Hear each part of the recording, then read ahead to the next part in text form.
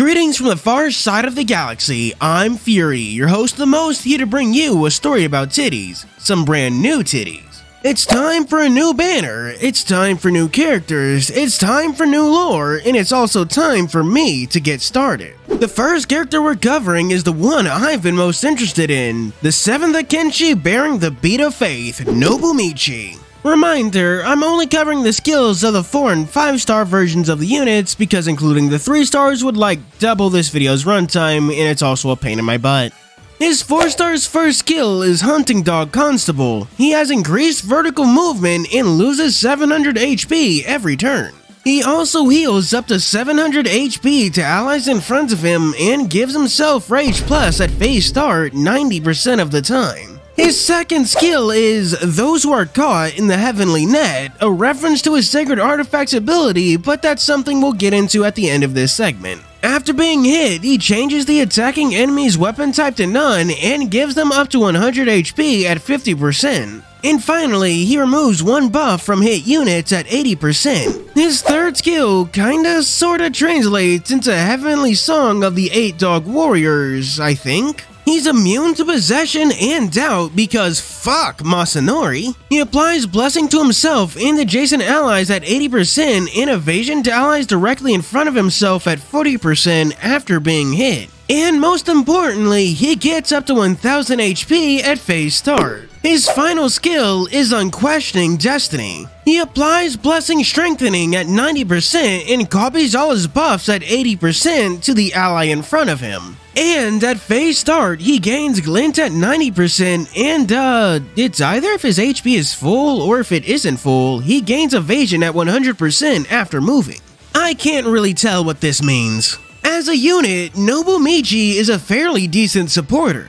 You want to put him in front so he can change weapon types to none. However, he's very squishy and most of his buffs apply to people in front of him.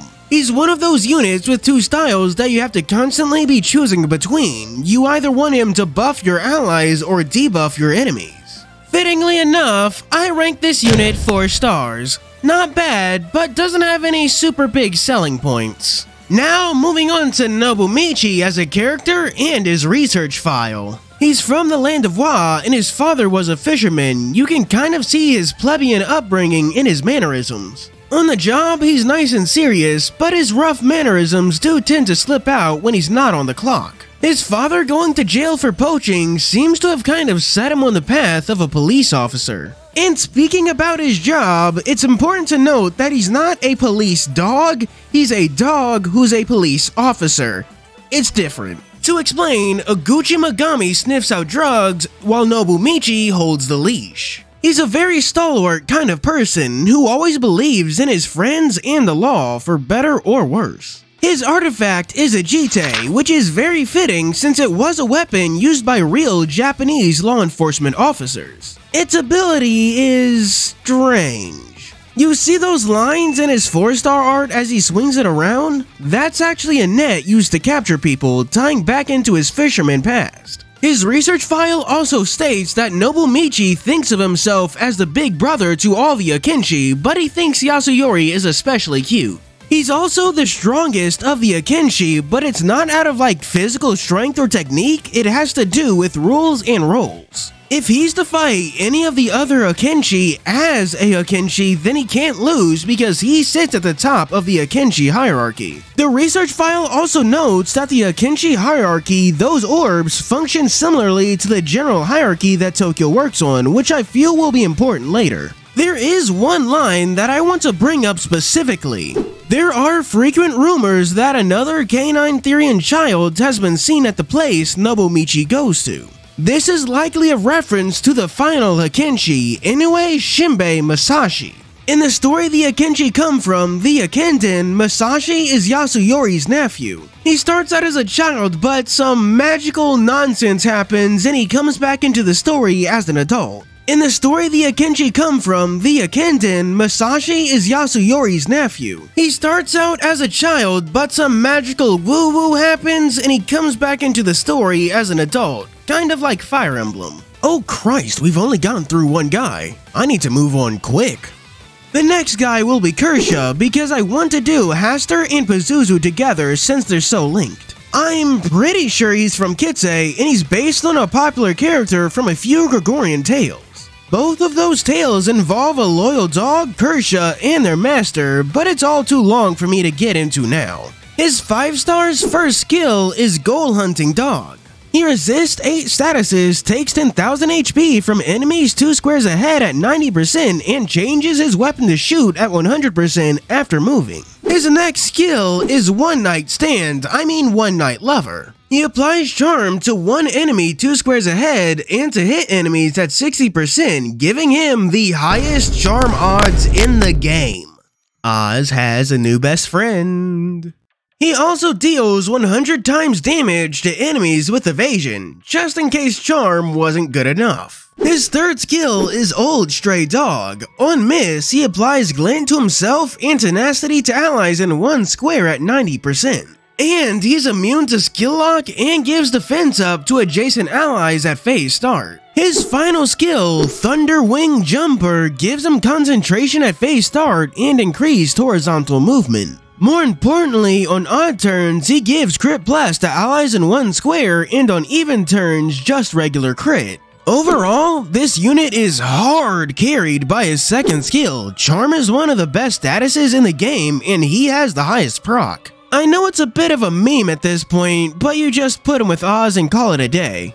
He gets 5 stars. His research file isn't as meaty as Nobumichi's, and thank God for that. Rather than giving us lore or insight, it's mostly just the usual explaining of characters and all that. Fittingly, for someone from the guild, the Wanderers, Kersha mostly spends his days just kind of bumming around. His sacred artifact are those scars that line his body. They give him supreme athleticism, but most importantly, boost his jumping ability. He mostly just uses this ability to play street basketball. And those selfies you see him take in his 5-star art are kind of his way of telling his guildmates, hey, not dead yet. What I really like about Kersha is how they interpreted his myth, or well, folktale. He appears to be based on the version of the story with Amirani, who was Kersha's master. Basically, Amirani pisses off God who chains him to a mountain, and Kersha works every day to free him. But right at the end of the year, just before Kersha can free him, the chains are restored and it all begins anew.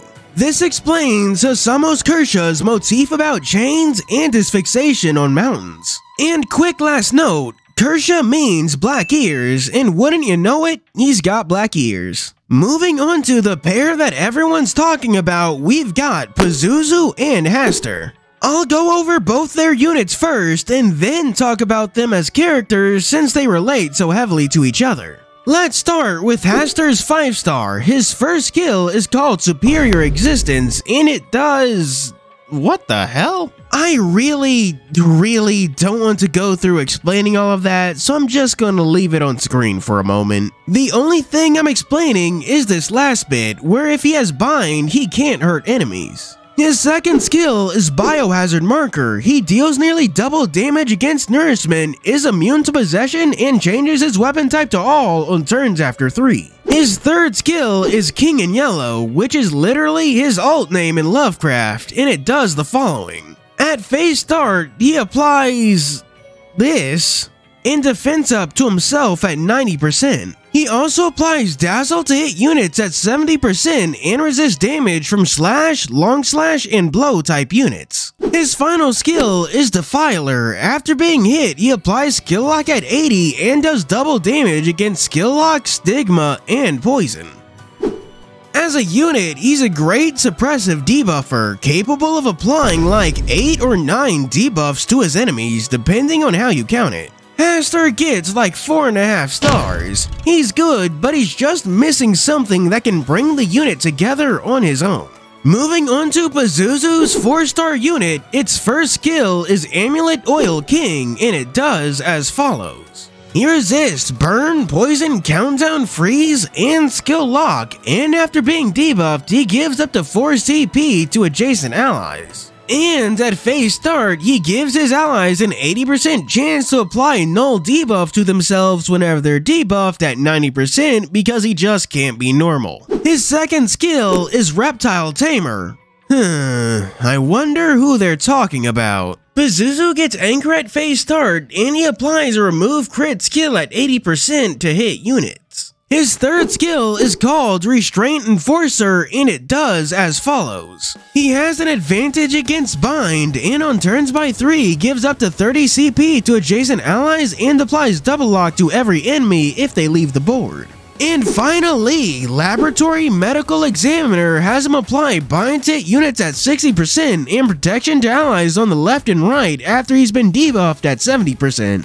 Overall, Pazuzu is so close to having something good, but he just doesn't quite get there. He likes to play with buffs and debuffs, but none of his debuffs are really that good, and he does it in roundabout ways. And why does everything he has have such a short range? It just really detracts from what this unit is trying to do. I'm sorry to say that Pazuzu gets 3 stars. Now, to get into Pazuzu and Haster's character. They're both members of the Ueno Beast Tamers, with Haster being the beast and Pazuzu being the tamer. Haster has the very small problem of being a walking, talking biohazard. Those tentacles are his sacred artifact, and since he's from the world of the old ones, they're always active.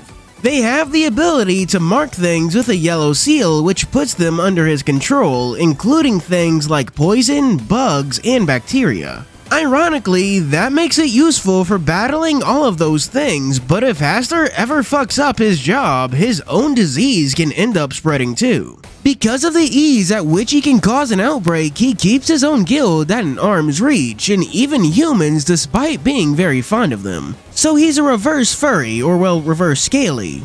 Does that make him a fleshy? Or, skinny? We'll figure that out later. The only one who stays by his side is Pazuzu because they're able to suppress pestilence and thus keep Haster's problem from spreading too far. And just like how Haster is a fleshy, Pazuzu appears to be a bit of a scaly since he's obsessed with reptiles and stuff. Apparently, late at night, you can hear sounds coming from his laboratory. What kind of sounds Haster is making is for you to decide. Despite Pazuzu's eccentricities being well known, he's such a pretty boy that everyone just kind of assumes that nothing bad is going on. Notably, both of them work with the government in their own way.